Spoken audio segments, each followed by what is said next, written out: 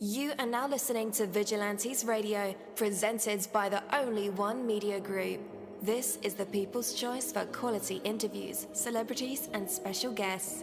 Hosted by Demetrius Dinny Reynolds. Call in to join the mix at 701-801-9813. For the complete archive of episodes, visit onlyonemediagroup.com and be sure to like us on Facebook at Vigilantes Radio. We welcome all. Enjoy the show.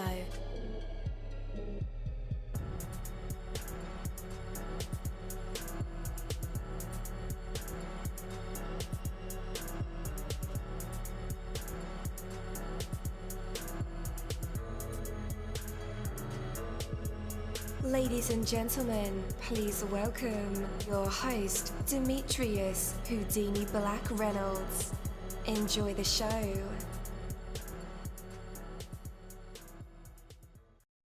At dollarseed.com, all of our seeds are only $1 a pack. And we have online resources that teach you all about the rewarding hobby of growing your own plants, flowers, herbs, and vegetables. Imagine the joy you'll feel when your children actually help you harvest your first garden crop, or the pride of knowing you'll never need a florist again. Visit dollarseed.com and grow a little magic of your own for just $1. Dollarseed.com. What could be healthier? Hey, what is going on, guys? And welcome to another incredible episode of Vigilantes Radio Live right here on iHeartRadio. And I'm your host, Deanie.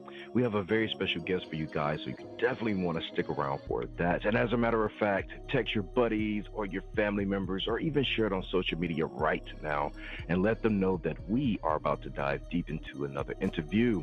Before we bring our guest on, I do want to say sometimes you have to adapt to success. You know, you have the amazing ability to adapt to a wide variety of situations, and what might seem completely strange and foreign will, after a few days, start to feel natural and even comforting. What kind of things have you become accustomed to? Have you adopted yourself to a lifestyle that moves you forward, or do your normal habits and thought patterns hold you back? You know, guys, to achieve success, you have to adapt yourself to success. And what I mean, that means, you know, eliminate those activities that waste your time and bring you nothing in return. Keep your distance from those negative people, places, thoughts, and habits that have become so comfortable. You can quickly adapt yourself to a more positive way of thinking and living. Challenge yourself to climb out of your comfortable rut and know that you can adapt to a higher level of energy, a higher level of thinking and awareness, and a higher level of success and accomplishments. And before long, it will feel natural and very right. You know what will move you forward, so make those things a regular part of your life and adapt to success, and it will come naturally to you. Take that from me, Coach Deanie. That is my word, and word is bond. Have you struggled budgeting your finances? Don't worry, you're not alone. HumbledBudget.com, that's HumbledBudget.com, is the help and resource you've been searching for. HumbledBudget.com is a personal finance and educational website with a great variety of topics when it comes to budgeting, taxes, investing, and the popular topic of FIRE, financial independence, retire early. HumbledBudget.com has a goal, and that's to help you reach your financial dreams, no matter what your goals are when it comes to finances. It doesn't matter where you start, where you come from, or where you are right now. HumbledBudget.com can help. What are you waiting for? Take that first step to the financial life you've dreamed of and go to HumbledBudget.com. That's HumbledBudget. HumbledBudget.com. All right. Again, welcome to the show. You're listening to VRL. That's Vigilantes Radio Live right here on iHeartRadio. And I'm your host, Deanie. Our interviews are designed to go beyond the music, news, books, art, acting, films, technology, education, entrepreneurship, entertainment, and sometimes even past that thing that we call the ego. Our interviews are designed to go behind the scenes and into the minds of these incredible human beings. You know, the ones who are out there giving it their all for me, for you, and for the world. And with that, welcome to our special interview with the extraordinaire Jesse Vega, an actor, dancer, award-winning recording artist, and now film director. Let's go ahead and welcome him to the show. Hello, welcome. Hey, Hey, man, how's it going? I'm good. Hello, how are you? I'm pretty Vigilance Radio. good. Yeah, I'm pretty good, man. How are you? You have a lot going on. I'm pretty sure you are excited about this summer and everything that's happening for you. Yes, I am. So many things are happening, and I'm really ecstatic to finally share this wonderful project with all my supporters. Absolutely. And guys, just in case you didn't know, we are here to talk with Jesse Vega. As I said before, he's an actor, dancer, award-winning recording artist, and film director. And we are talking about the film tonight that was his debut. It's called Room 702 or Room 702 or the Room 702, however you want to say it, right? Well, probably not Room, probably Room 702. But that's what we're here to talk about, this particular film. It's about Detective Cheryl Cortez. She unravels a 10-year-old case about a haunted hotel room possessed by what is known to be called the Pale Rider. So, Jesse, before we dive into that, I'd love to hear from you. What's one life lesson that has shaped you and your creative pursuits? Well, one lesson that has shaped my creative pursuits is all about being patient. I would have to say patience has really got me to the next level of success. I mean, most of the time, I tend to do a lot of multiple things in the year, and I'm always anticipating the next move without trying to relax. And I feel like by having patience and just relaxing, that everything will be okay. I have learned that has been my motto when it comes to being more focused on trying to achieve whatever I'm trying to achieve without overburning myself in the long run. So I think that I would have to say that will be my greatest pursuit of achievements. Yeah. Man, I personally think you have a superpower because, you have a diverse set of talents. And I really want to know, how do you find the time to balance those things, those different talents like acting, dancing, music, and filmmaking? That's so crazy because now that I'm being more busy, and ever since COVID has dispersed out of the world, we still got to be, protected and clean and wash our hands and all. But now that I feel like we're a little bit more able to do the things that we weren't able to do in the last 2 years, then now I'm starting to add a lot on my plate, because I feel like last year was more about catching up. This year is a little bit more about, okay, let's pick off where we left off 2 years ago and just do the do. And mostly I just end up doing, I always plan my year within every 3 to 6 months. I always have a project that I have to focus on before I start to focus on other things. And then I start to focus on that one project, be creative in the headspace, produce it, create it, put it out in the world, be in the moment, and then go on to the next thing. So I always have a floor plan within 6 months of the year to say, okay, what are we doing this year? What we're gonna do in the next couple of months to keep me busy. I just finished off a performance last week, and I got another one this coming weekend, and then another one. But in between all of that, I'm still getting revved up on promoting this movie. So it's a balancing beam. Yeah, I think you said something key, though, about just focusing on one thing at a time, even if it's for a duration of 3 months, 6 months, or whatever, but it's planned, it's in the plan. And instead of, multiple projects going on at the same time, I could understand how that could really split your, thought process and creative process to where you really can't get anything done. Is that somewhat truthful for you?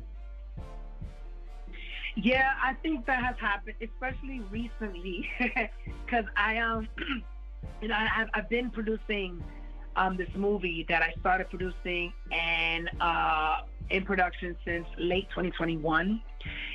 And after I finished filming that, even prior, after me producing it, I still have to edit it. So 2022, that whole year, I was nothing but editing that whole project. By the time we got to 2023, now it's like, okay, it's time to like market it and promote it and get it on film festivals and get it on streaming channels.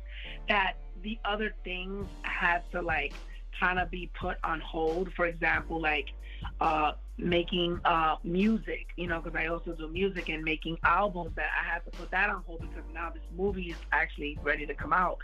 So some things do have to get sacrificed in order for me to like take the initiative and be in this moment of, this project took a lot of my time, a lot of my money, that I have to really do the best that I can to share it as many outlets as I can, so that way all that hard work didn't go to waste. So if certain other project has to be on the back burner or has to come out on a slower pace, then so be it, especially if I believe in something so heartily like this movie, then I'm willing to risk other things. And eventually those other projects will come, but on its own time.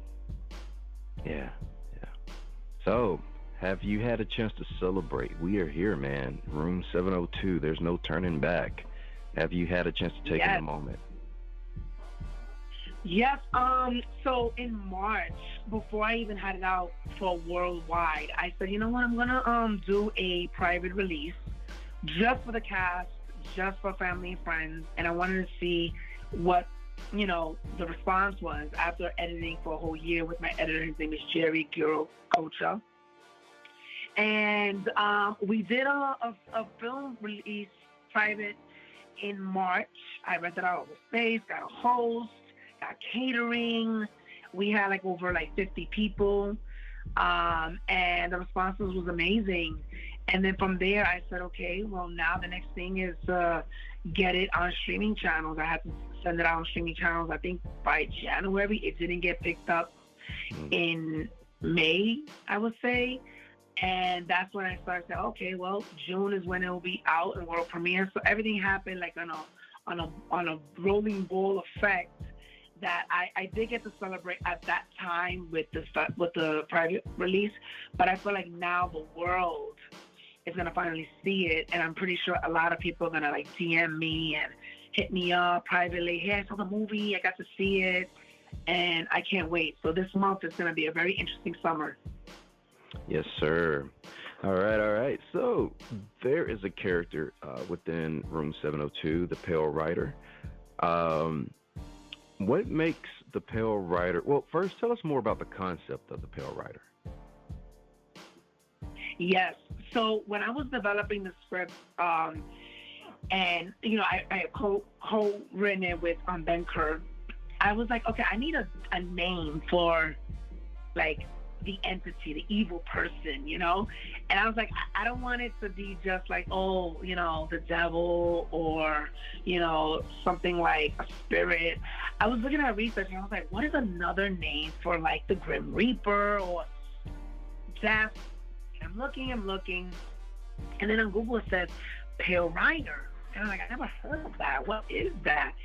And it just said like the Grim Reaper, or like a horseman of death. I don't know. It was like the angel of death, another word for it. But I liked the name. And then I said, okay, I'm going to use it. And then from that point, that's when I said, okay, this is the name of the entity of what is safe to know called Pale Rider, even though there was more of a depth backstory about that evil entity in that movie. Yes, indeed. So Detective Cheryl Cortez doesn't know too much about the Pale Rider, but she's been investigating the haunted hotel for close to 10 years now, or a decade.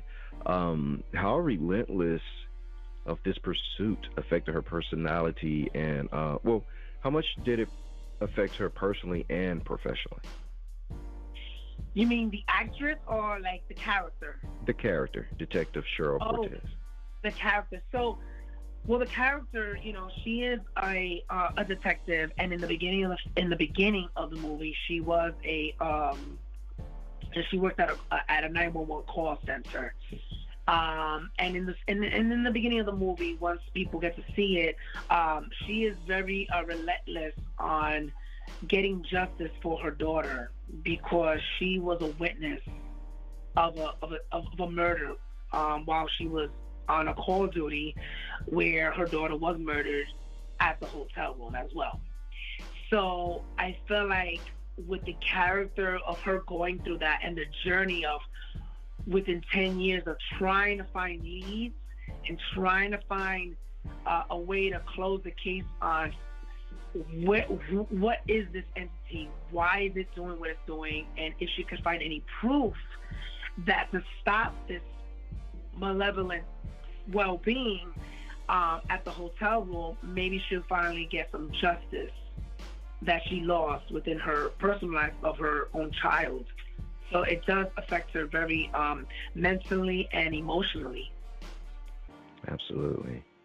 So there's a dynamic between Detective Cortez, as we were talking about, and your character that you play, Lewis.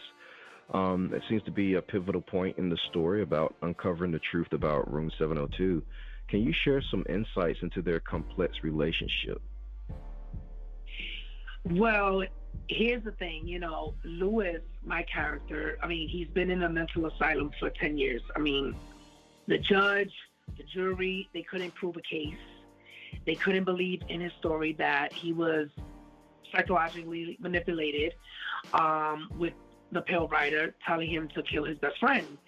And since there have been no leads and no proof of it, no cases, they send him to an asylum.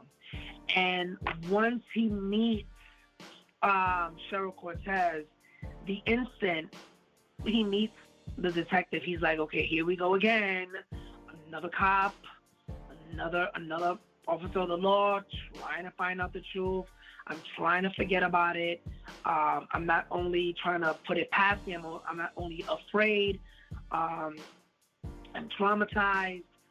What does she want from me? And all I want for her is to just leave me alone, because I'm at a point where there's no more left for me to prove that I'm telling the truth.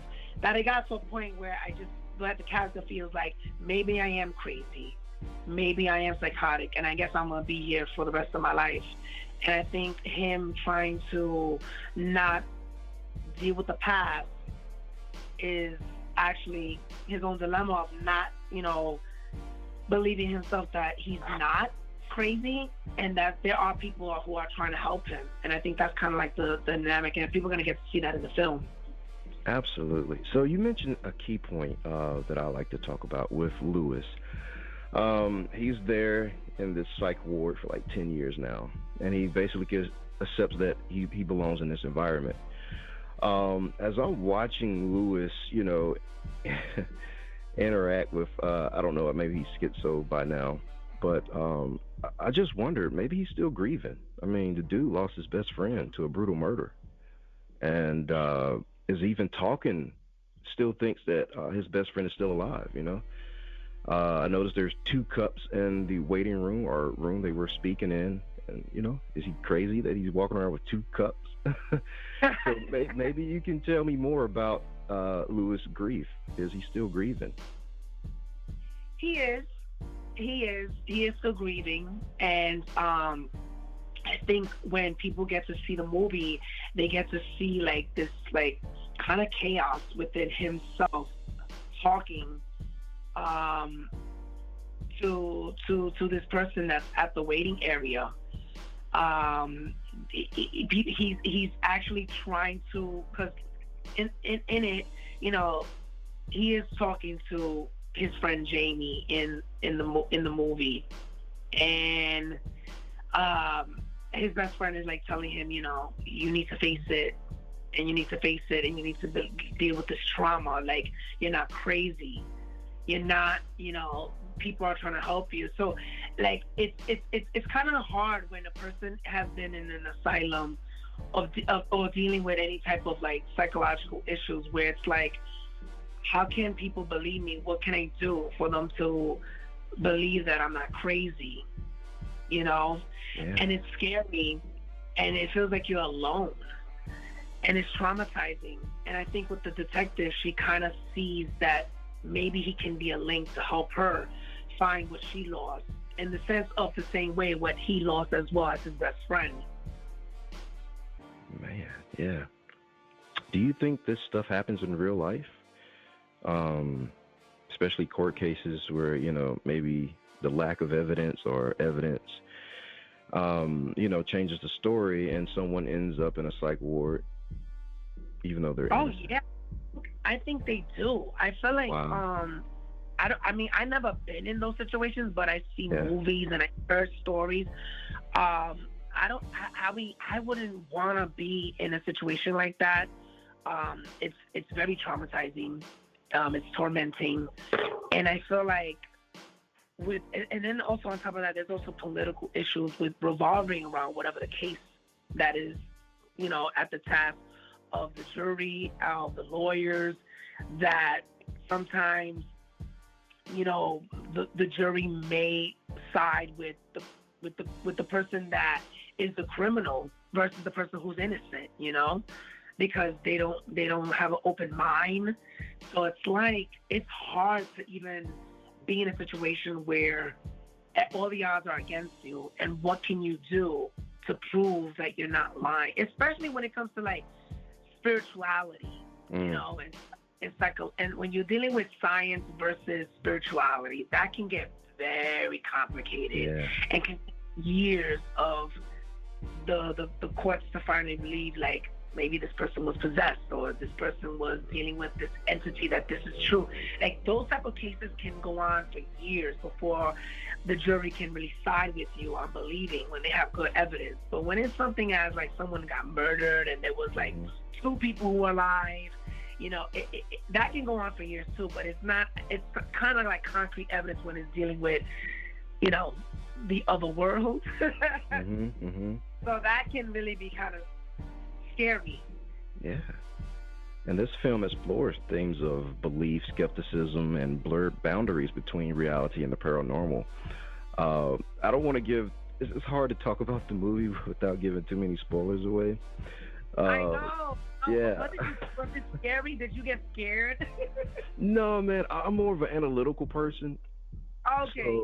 So I kind of pull at strings, especially with the character Lewis. So he ends up working with the detective. How can you believe a crazy person? But I noticed that Lewis is working very hard at this Rubik's Cube. Maybe he's trying to prove that he's a genius, and trying to say, okay, you got to believe me. How can a crazy person figure out a Rubik's Cube, right? That means I'm not crazy. Right, yeah.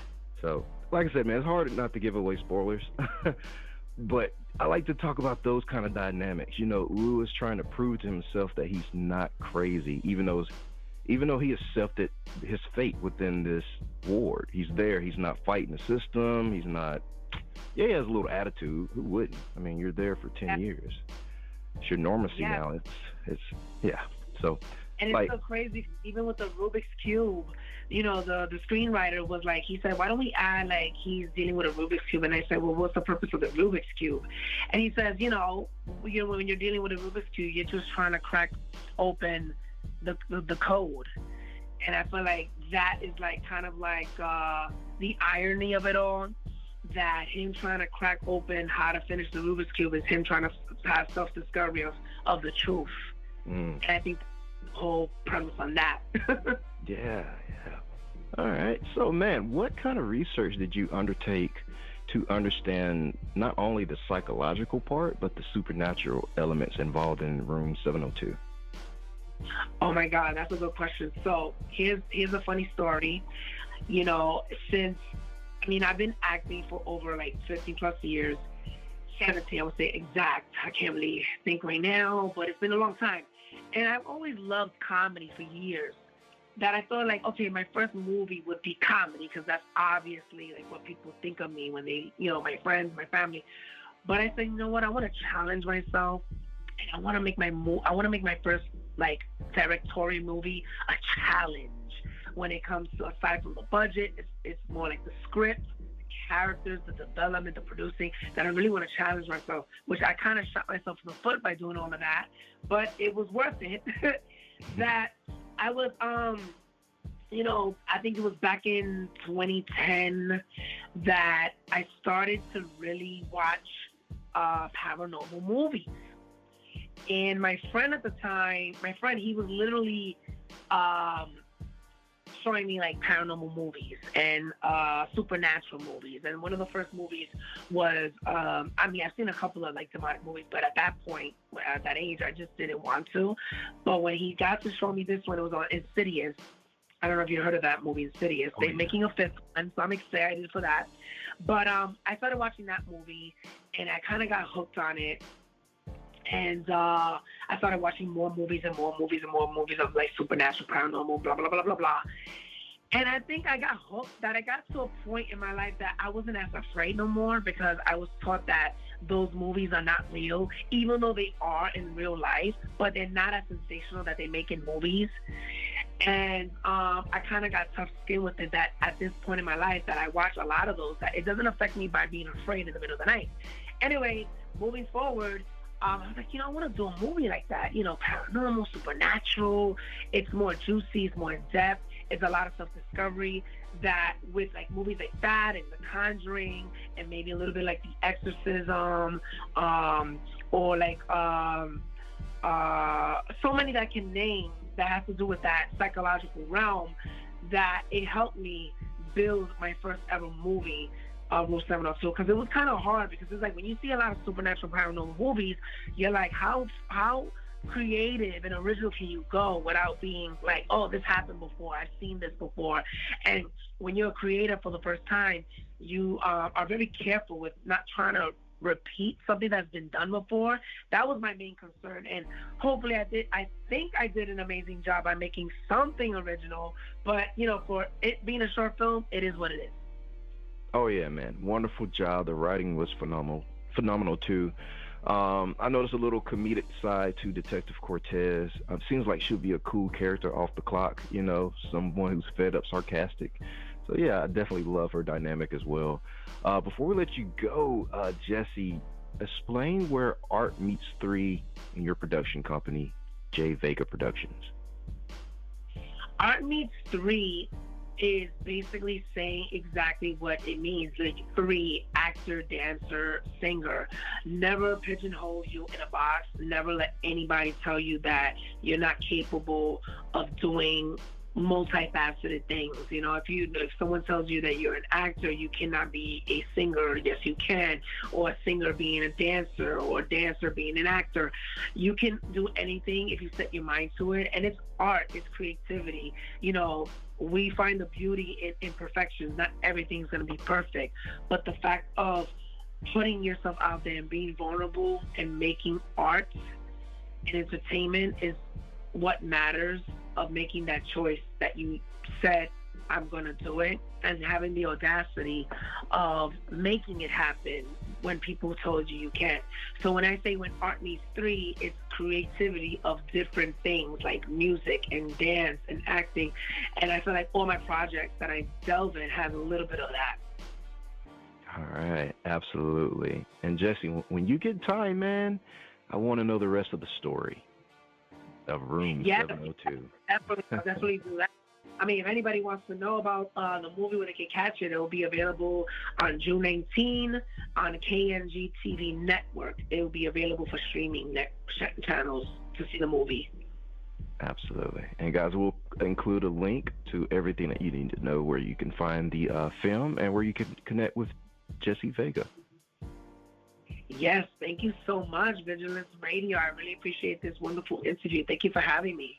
Absolutely, man. I am excited that you shared this film with me. I know you didn't know, but yeah, I'm a huge film buff, so I kind of like to just sit and watch things, and I really enjoy Room 702, and you guys will too. Thank you so much, and thank you everybody who is listening and tuning in. Thank you everybody, and I appreciate it. I hope you love this movie, this labor of love, and I hope to see and hear from you guys soon. All right, Jesse, take care. Take care. Thank you so much. Peace. Thank you my Vigilantes family, as always, for checking out my podcast over here at Vigilantes Radio Live.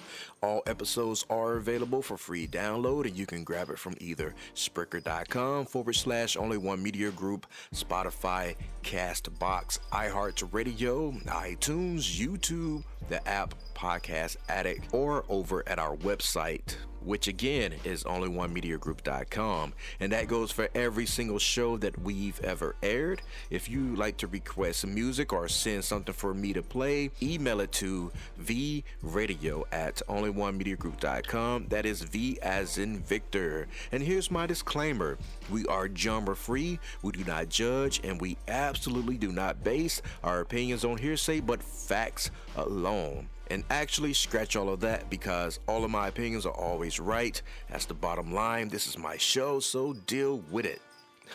Just kidding. On behalf of myself, Denny, I appreciate all you guys for tuning in, either afterwards or live with us. Spread the word, because sharing is caring. We stepped up our game just for you guys and our guests to make sure that you have the best experience here on our show. Be sure to connect with me on Facebook, Twitter, Instagram, Tumblr, Snapchat, TikTok, at all social media sites, as well as Spreaker, YouTube. We always follow back. Okay, well, just remember to put yourself into everything that you do and never stop investing in yourself. Peace, love, grilled cheese, and talk with you later.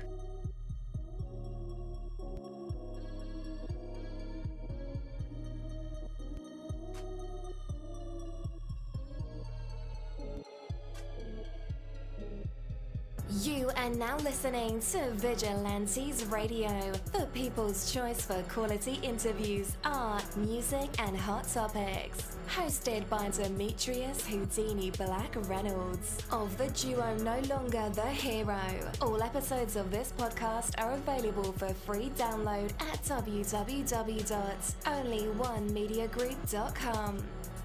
This is a Seventh Sign Regime Rebirth Worldwide Syndicate exclusive.